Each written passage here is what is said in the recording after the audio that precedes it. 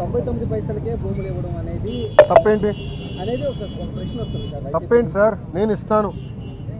Fortune 500 companies అందరికీ నేను 99 పైసల్లోనే గజానికి కాదు ఎకరానికి మొత్తం భూమి ఇస్తా. సకల శాఖల విధ్వంస మాలోకం మంత్రి వర్ష అనేది ఫార్చ్యూన్ 500 లో ఉందా? లేదంటే ఫార్చ్యూనర్ వేసుకొని వర్షాగాళ్ళు వచ్చేస్తే 99 పైసలకు భూములు ఇచ్చేస్తే అది ఫార్చ్యూన్ 500 కంపెనీ అయిద్దా? బెంగళూరుకు సంబంధించినటువంటి ఏఎన్ఎస్ఆర్ రియల్ ఎస్టేట్ వీళ్ళు ఫార్చ్యూన్ 500 కంపెనీయా?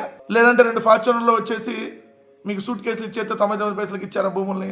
2 నెలల క్రితం రిజిస్టర్ అయిన కంపెనీ వర్ష అనేటటువంటి ఒక ఉల్ఫా కంపెనీకి అది ఫార్చ్యూన్ 500 కంపెనీ అని ఇచ్చారా? ఆయన చెబుతాడు ఇన్ఫోసిస్ అంట టీసీఎస్ ఇటు ఉన్నప్పుడే వచ్చినాయి అంట. అందుకనే మమ్మల్ని క్రెడిట్ చోరీగాళ్ళు అనేది. ఇన్ఫోసిస్ టీసీఎస్ మీ హయాంలో వచ్చినాయా? కనీసం సిగ్గుండాలి చెప్పుకోవడానికి నీకు కానీ మీ బాబు చంద్రబాబు నాయుడు గారికి కానీ.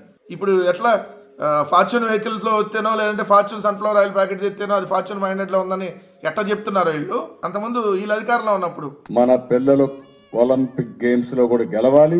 మొదటి స్థానంలో ఎవరు వస్తే ఇటీవల అనౌన్స్ కూడా చేశారు, నోబెల్ ప్రైజ్ కూడా అనౌన్స్ చేశారు. ఏంద్రబాబు నోబెల్ ప్రైజ్ మీరు ఎట్టిస్తారంటే బెల్లి మీద నో అని రాసి ఇచ్చేస్తాం, అదే నోబెల్ ప్రైజ్ అన్నారు. ఇట్టా ఉంటే మీ మాలోక వేషాలన్నీ మీ నాన్న సంపాదించినటువంటి ఇదే తీసుకెళ్ళి ఇవ్వడానికి ఎకరం 99 పైసలకి ఎకరం కాబట్టి 100 ఎకరాలు ఇస్తా నా ఇష్టం.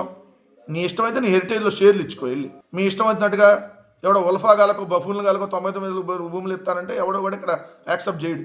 వాడు ఫార్చ్యూనర్ వెహికల్ వచ్చాడు అనుకోండి, వాడు ఫార్చ్యూన్ 500లో ఉన్నట్ట. నన్ను నీకు ఫార్చ్యూన్ సన్ఫ్లవర్ ఆయిల్ ప్యాకెట్ నీ హెరిటేజ్కి సప్లై చేశాడు అనుకోండి, వాడు ఫార్చ్యూన్ 500 దాంట్లో ఉన్నట్టేనా?